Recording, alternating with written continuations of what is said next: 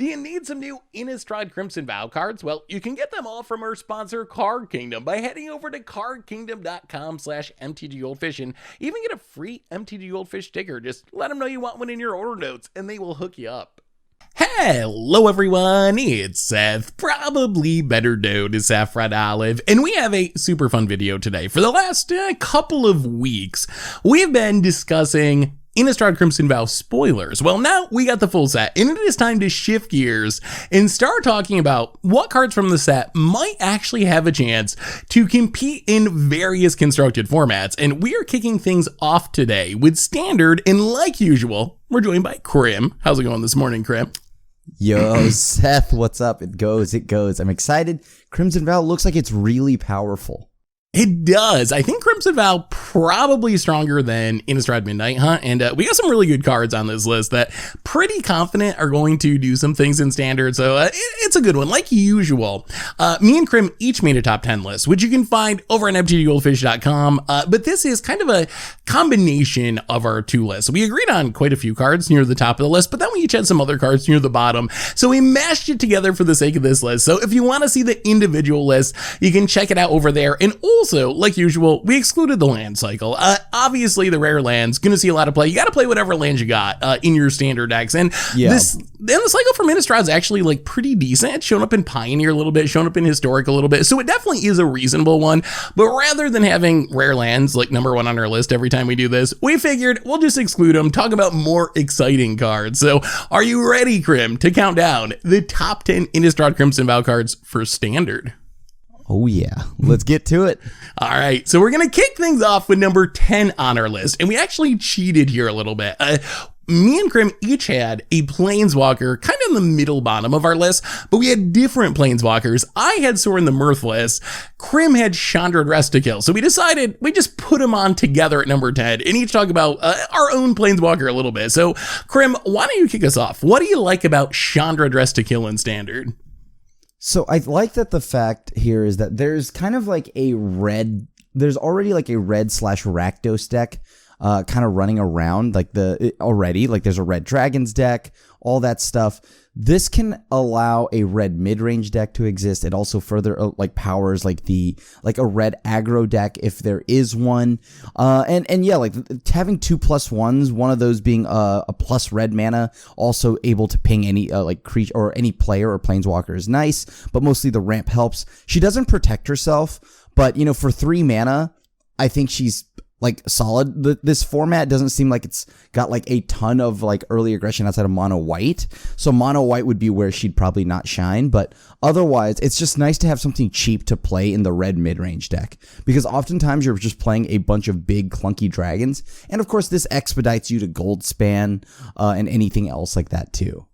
Yeah, I like Chandra too. I think there's a couple of sweet upsides. I like the +1 as a ramp spell in a Goldspan Dragon, obviously. I also think it's pretty neat for vampires, since vampires care so much about having your opponent dealt damage to be able to trigger a lot of their abilities. So I think it's cool there. My only concern with Chandra is both her second +1 and the ultimate specifically refer to red cards. So I feel like you need a pretty red heavy deck to make like the card draw ability consistent, which I think you can definitely pull off. But some of the like 2-3 color decks like werewolves or something, or some of the like Jund mid-range, gonna be hard maybe to make it work really consistently, just because when you consider, well, you got lands and you can't actually play lands and you need to have red cards, the +1's gonna be a little bit hit or miss. If you're in mono red though, is like insane, or even if you're pretty close to mono red. So I like Chandra a lot too. Really powerful, although probably a little limited in the number of decks it can go in, I would say.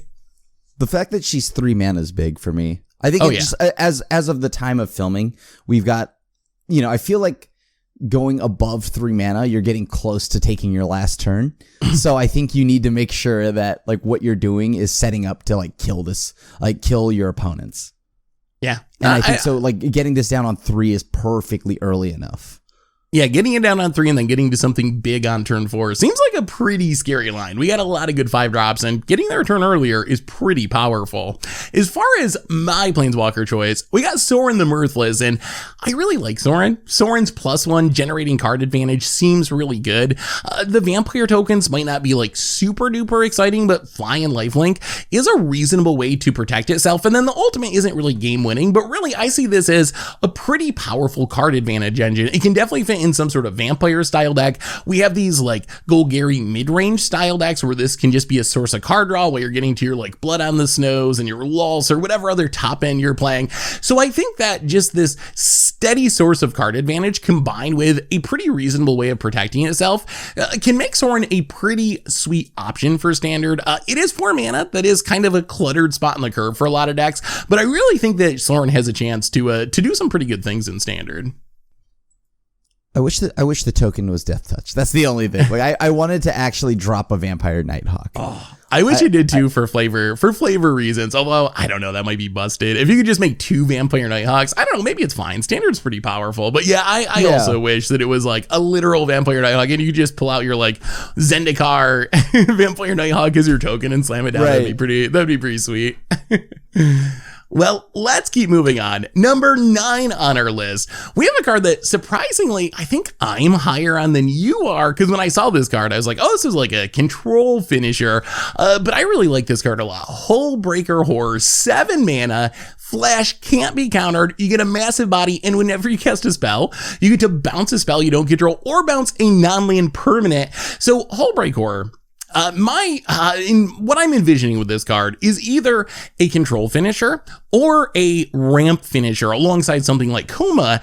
I think that this is a card that compares pretty favorably to some of the finishers we've seen in the past. The combination of flash and can't be countered is really, really strong. You can cast this on your opponent's end step. They can't deal with it. You untap, you get all your mana, and then you get this like Tidespout Tyrant ability where you can just cast some considers, cast some cheap removal spells, bounce your opponent's board, really set them back. We see decks playing like Cyclone Summoner is a mass bounce.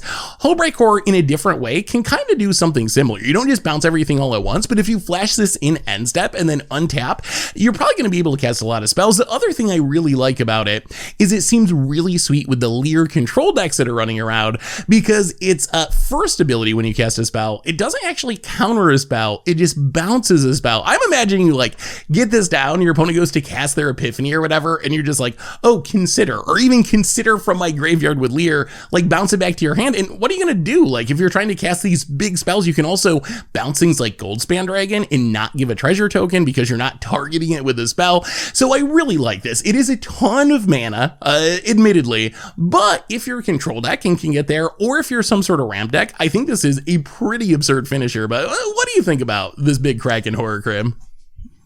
I like it, but I just don't know. Like, it does feel like, is this the control finisher? I mean, I hope it is, but it doesn't feel like it, like I have to cast a spell. That's the big thing here. I have to cast a spell to go ahead and bounce the spell back that they've been trying to target my Hullbreaker Horror with. And if it's a control matchup, a control mirror, they're going to have backed up removal spells. So we're going to just have to keep bouncing these spells back and forth. And it's like, it has its applications. I do like it. Like, I do like playing it in the Leer control style decks. That's probably where it's going to be at its best. But otherwise, like in like a normal Dimir control deck, I guess I could run like one. How many of these do you run, right? Because I'm thinking like old school control playstyle where like I ran a single Aetherling. That's it. And I didn't need anything else, right? But this one, I feel like there's a chance you might need to run 1 to 2 because, you know, it may not live. It's not as like evasive as Aetherling. So that worries me. Like, and then that means now I'm loading my deck with 2 7-drops or 3 7-drops that I may not live long enough. If I draw this, it's going to feel really bad. Early, that is. Yeah, no, it definitely is a lot of mana. So that is a concern. Although it is worth mentioning, and I don't know if this is a great line, but if you're really concerned about removal, you can bounce your own permanents with Hullbreaker Horror. You can't bounce your own spells, but you could like cast a cheap spell and like pick up your Hullbreaker Horror to fizzle the removal permanently. The downside of that is, of course, then you got to spend 7 mana to get it back on the battlefield. What do you think about ramp though? Like, I kind of can envision this showing up alongside Coma in those decks where you're just like trying to turbo your way up to 7 mana. mana, and this seems like probably the next best thing you could play alongside Coma that can just kind of close out the game by itself. Like, is this better than something like Cyclone Summer that we see some of those ramp decks playing? I do like it in a ramp deck because the 7 mana is like not really that big a deal, but I do wonder how many instant speed spells those ramp decks play. Right? Like the ramp decks mostly just have a bunch of sorcery speed ramp spells. So they're not like going to immediately respond to your, like, I don't know, Infernal Grasp with, like, you know, like a Cultivate, right? Like, so the thing here is, I mean, it's not Cultivate, but some kind of ramp effect. Yeah. There is the blue-green draw spell that, like, it's like the 4 mana growth spiral. Eureka That's moment. about it. Yeah, Eureka moment. Yeah. So I don't know. It depends on how the deck's retooled, but ramp could retool itself to where it has more instants, and then this gets better there. Well, let's keep moving on to number 8 on our list. We got a card that I know you're pretty high on, Crim. Cemetery Prowler, one of the Mythic Cemetery cycle, the green one. What do you think about this one in Standard? So I really like this card. I think I like this whole cycle, to be honest with you. I think almost all of them, except for the black one. The black one's a bit overcosted. It's about like 6 or 7 mana. Oh, I like that one. but go ahead. But it's so expensive. You know what I mean? Like, oh, man. Like, I think this card on its own, though, has Vigilance. It's a 3/4, so that's already a very good rate, yeah?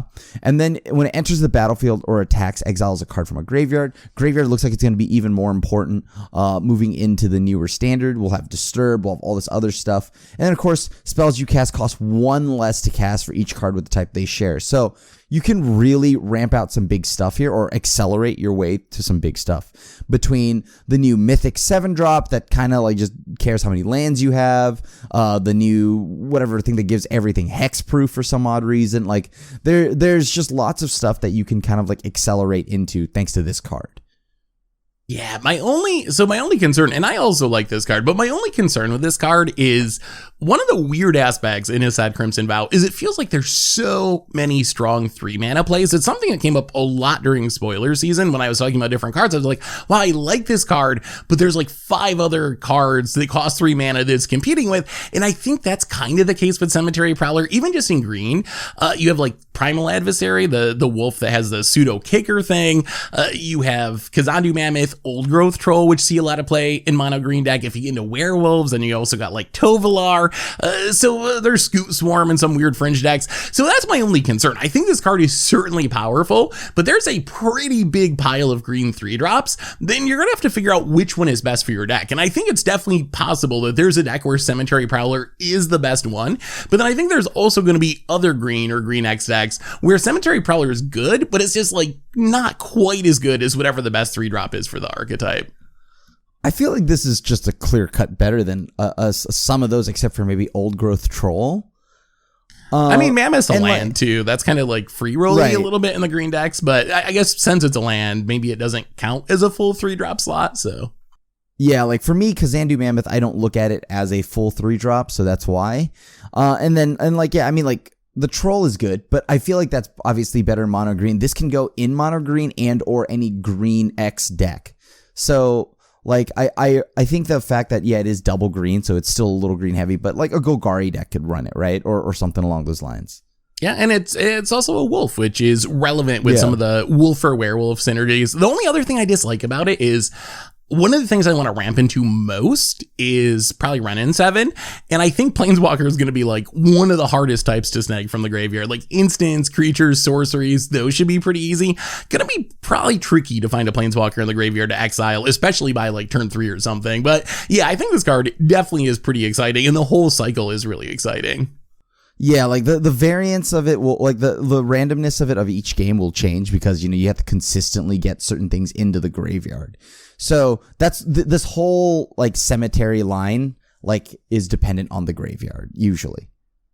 Yeah, and it's graveyard hate, which is relevant. Like that's the other upside. You snag a Galvanic Iteration or a flashback spell or a recursive creature, which we got a lot of because it's Innistrad, and that's kind of what Innistrad's about. So that is a nice little upside there as well. Let's keep moving on Number 7 on our list, we have one of my favorite cards from the entire set, Dig Up. So Dig Up, 1 mana, grab a basic land from your deck. 4 mana, Golgari mana, you get to tutor anything to your deck. And here's my argument for this card. We know that 1 mana, get a basic land out of your deck is not playable. That's Lay of the Land. It's been in a lot of standards. It has never been good enough. On the other hand, whenever we have had these 1 mana, get a basic land from your deck with an upside, those cards have ranged from banned in standard to really, really good. I'm thinking like Attune with Ether ended up being banned. Traverse to Uvenwald was very, very strong in standard. So I think that Dig Up reminds me of those cards. And part of the power of this card is you can play it as a land as long as you got a reasonable number of lands in your deck. One of the tricks that the energy decks did with Attune with the Ether is like cut a couple lands because you know you have this for 1 mana to snag a land.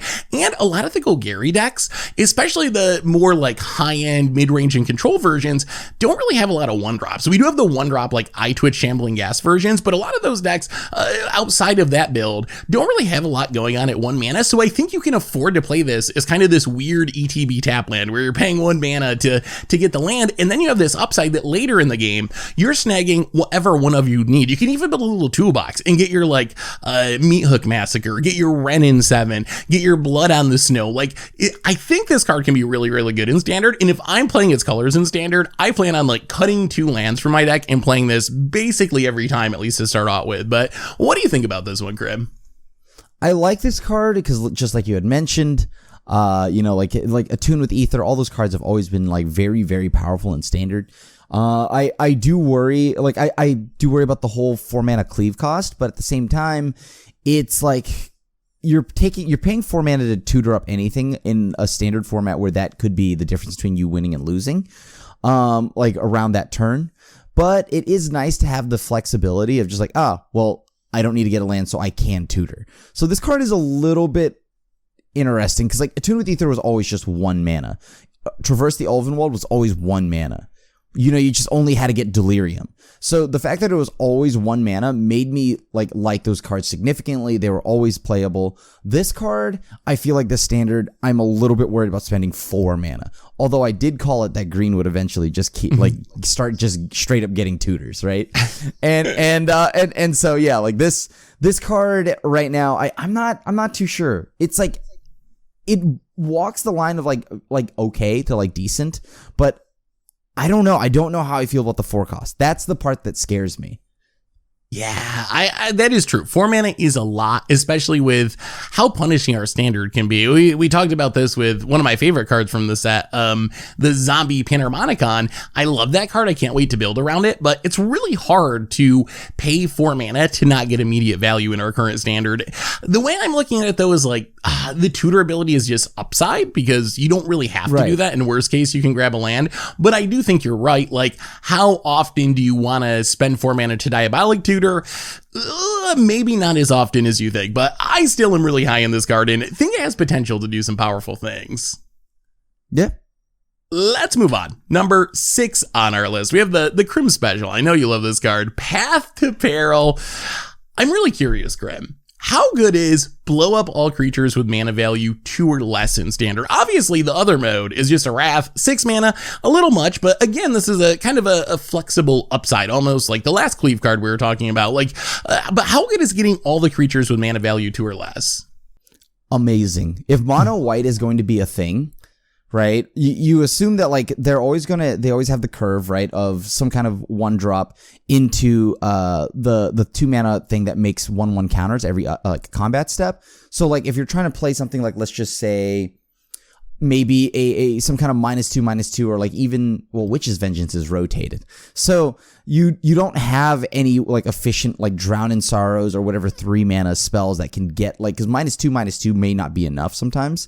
So this is just clean cut. If its CMC is 2 or less or mana value, it's just gone. And I love that.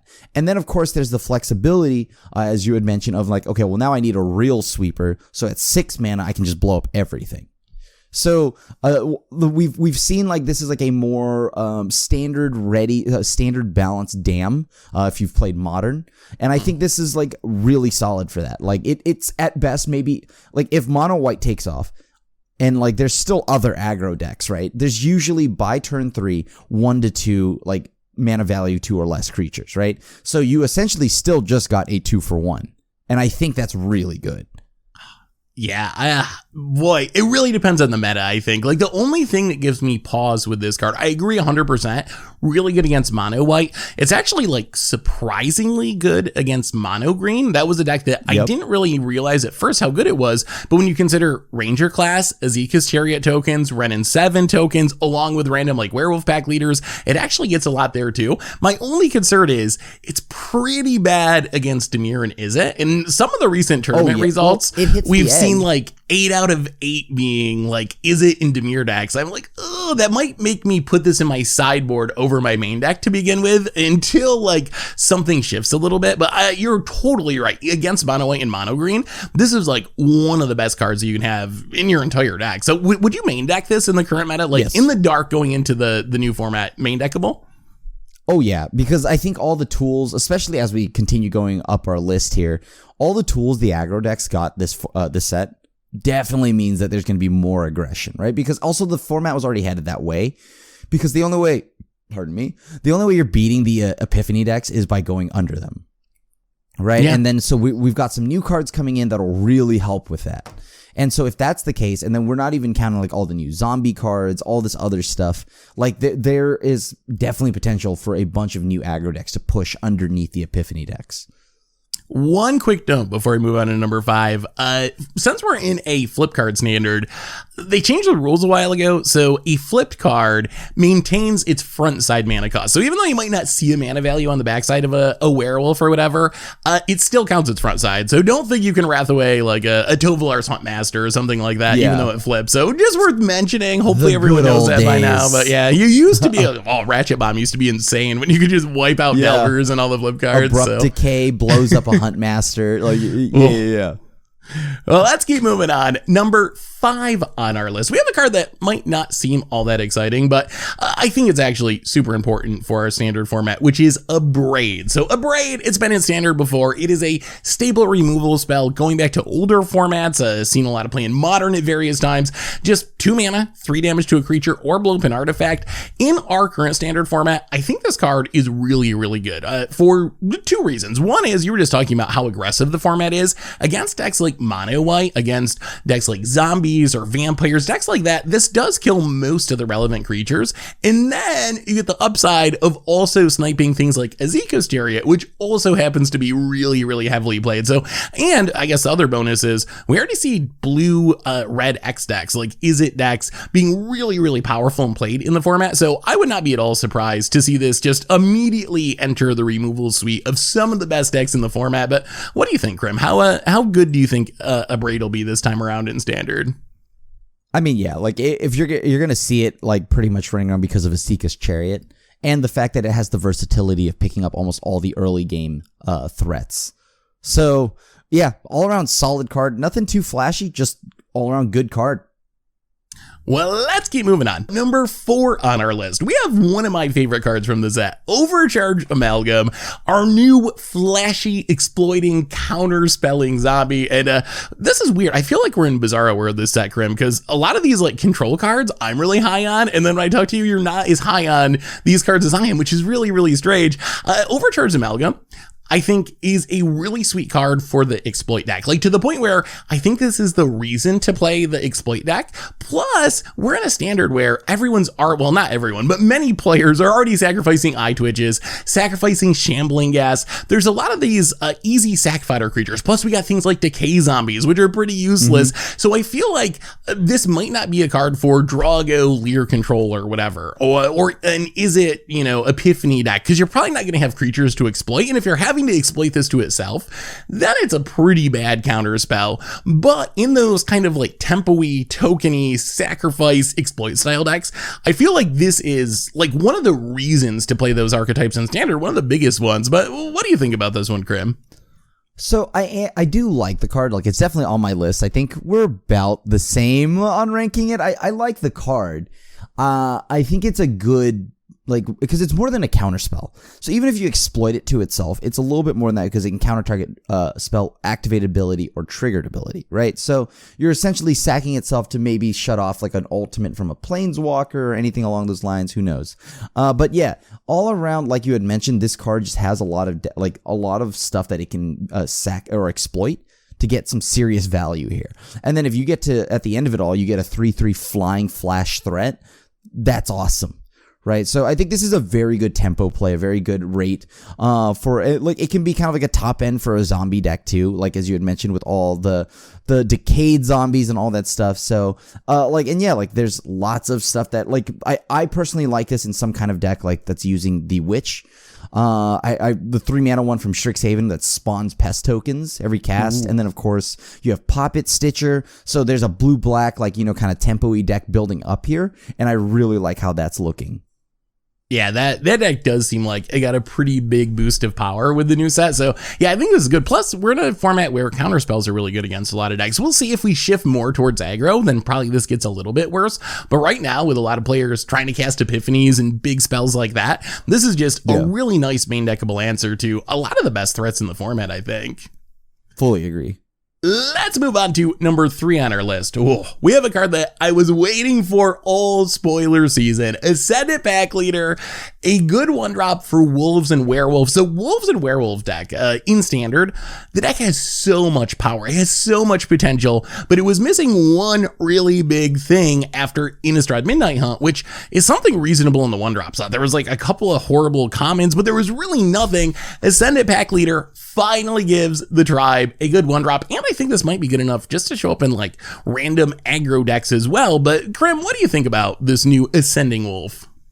I love this card. I think, like, I mean, it is green, but at the same time, like, it for werewolves, this is exactly like you had mentioned what you needed, right? Because first off, you play it early, it's fine. It's just a 2/1, but then it still can grow, right? You draw it later, then that means you have a chance of having a 4 or power or greater creature, right? So then it gets bigger when it enters anyway. So at all points of the game, I think it scales into it. I think it's solid. So that's why it's just a scaling 1-drop, and I love that.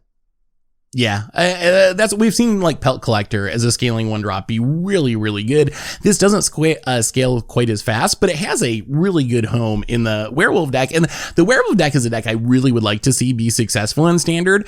But the problem I've run into with it quite often is it's just not quite aggro enough to get in under the Epiphany decks. It's more of like a mid-rangey aggro deck when most decks are trying to be as aggressive as possible. And I feel having a Savannah Lions 1-drop with upside is exactly what the tribe needs to have a chance to maybe be able to race and get in under Epiphany decks. Fully agree. Let's move on to number 2 on our list. Ooh, we got the big mythic dragon from the set, MANAFORM HELLKITE, and this card scares me so much. Crim, why don't you tell us a little bit about this new hasty token generator? So I think this is like my number 1 card on my list here, because I think in Standard, this card is exactly what you want out of like a 4-drop, right? I mean, if you are playing in a format where like there is like Fading Hope, so you can like get your stuff bounced. So there's like dragons like the red one from Zendikar, the one that stores up your red mana. Then of course you have the Moonveil Regent. I think this 4-drop dragon just goes better in Is It Dragons. Right? Like, it's just strictly better to me because you're able to cast non-creature spells and immediately get a body to start attacking. It gets pretty aggressive if you get to like untap with it. So I don't know. I think this card is like just all around what the like an Is It deck would want, or a red mid-range deck could want. Like if there's a dragon deck, it'll want it. Like it can play in, I don't know, a Grixis control list if you want it to. Like there's just there's a home for this dragon in any non-creature spell like heavy deck. Yeah, this is a pretty ridiculous clock. Once you untap with this, or you can even wait until you have mana to protect it to play it, but once you untap with this in a deck with a bunch of spells, it is going to be really, really hard to beat. And as you mentioned, we already got good Is It decks. We got the Is It Dragon deck, so there's natural homes that you can just slot this into. Seems like a scary way to close out the game with Epiphany decks, like extra turn spells with this out, and you're making 6/6 or 7/7s is just such a ridiculous amount of damage to close out the game. So yeah, I mean, mean, we've seen Shark Typhoon be cast and sit on the battlefield, and the amount of damage that can generate and the amount of bodies that it can generate. And while Manaform HELLKITE not as good on defense as Shark Typhoon, it is even better on offense, and it's much, much cheaper. So yeah, this is a really, really crazy dragon, and I agree with you. I think this beats out a lot of the other dragons in standard index like Izzet dragons. I am legitimately scared of this card. This is kill on sight, or it is going to kill you within like a turn or two pretty much every time. Oh yeah, I mean, like just getting to Memory Deluge and then just like clocking, right? Like it's starting to get, it just so starts getting out of control so fast. Yeah, and you can even, because it exiles at the next end step, you can cast stuff on your opponent's end step and keep the tokens during your turn to attack with them. This card is so strong. It can still be defensive with instant spells. Yeah, right. No, that is true.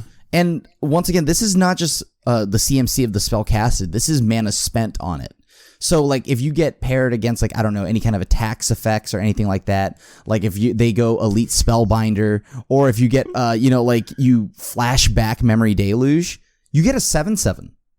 Yeah, and that might be relevant considering the number one card on our list happens to be a bit of a tax effect. Thalia, Guardian of THRABEN, which I hadn't really thought about it, but if you have a Manaform HELLKITE out, you might actually be helping your opponent by playing Thalia because you're giving them bigger dragon tokens when they pay the tax. So maybe this card is bad. Maybe we should cross this off our list. But seriously, oh my god, card's garbage. Throw it away. Yeah, and cross it off. Add in something else. But really, Thalia, oh my goodness, it's a reprint. But I think this is one of the most. I think it's the most impactful card for a new standard format. We already have White Weenie being really good in the format, and this is one of the best answers to decks like Izzet, to decks like Dimir. Just taxing non-creature spells doesn't really hurt White Weenie at all. You might have a couple of Maul the Skyclaves, maybe you got some portable holes or some random removal spell on your sideboard, but really you're all creatures. This is so little downside for your deck, and even just slowing down the things like Epiphany for an extra turn, slowing down your opponent's Wrath by an extra turn in an aggro deck that often can swing the race in your favor. Plus you got human synergies, which we have some human payoffs, but I don't know, this card, I think this card is going to have a massive impact on standard. But Crim, what do you think about our returning human soldier? This is my number 2, right? I think this card is very, very powerful, and combined with like Spellbinder, there's tons of ways to slow opponents down now, right? So yeah, I really like this card. I think this is going to be huge for standard. But does this end like I want to make it known though? Do I think this card just stone cold shuts down Izzet? No. The problem here is there's a lot of answers there, but you are now taxing their answers and of course stretching them thin.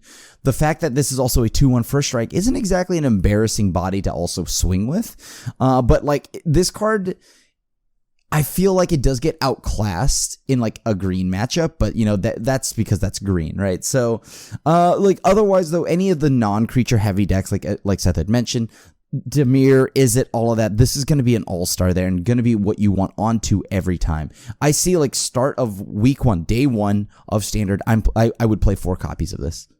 Yeah, I definitely would too. And I think part of the power of it, you mentioned it does die to everything, which is very, very true.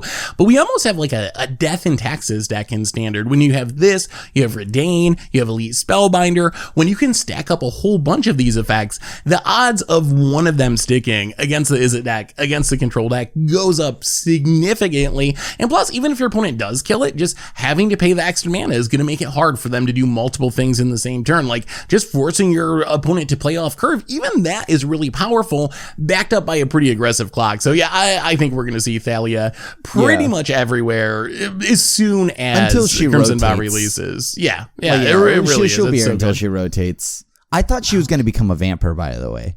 I thought also this artwork makes her look like a vampire. So she does kind of look like a vampire. I'm glad she didn't after seeing Odric and how disappointing Odric was. Like if they made like Thalia vampire and made it Odric power level, people would be so mad. People are mad about Odric, and I think Thalia is way more iconic and beloved than Odric is. So oh yeah, and but look at that art. Thalia would have been I'm not gonna lie to you. I think the idea of Thalia becoming a vampire would have hit me way harder. Yeah, that would have been interesting. I was kind of expecting that too. I thought Thalia was the most likely one, but we just got a straight up reprint, and it's a good one that's going to have a huge impact on standards. So yeah, that brings us to the end of our top 10 Innistrad Crimson Vow cards for standard. So you've seen our list, and you can check out our full list, individual list, over at mtggoldfish.com. I'll link in the comments. I'll have a card pop up somewhere. So click on that if you want to see the full list. But now it's your turn. Let us know what cards from the set you think are going to be best in standard. What are you most hyped about? What's going to shake up the meta? Let us know in the comments. Thanks for watching. And of course, Crim, thanks for hanging out and doing it. It's always super fun. Always fun. Yeah, it's always fun. And we'll be back tomorrow, I believe, to talk about the top 10 Crimson Vow cards for Historic. So until then, have a great day, everyone, and we will talk to you soon. Looking for even more Innistrad Crimson Vow coverage? Well, make sure to check out some other great videos here and here.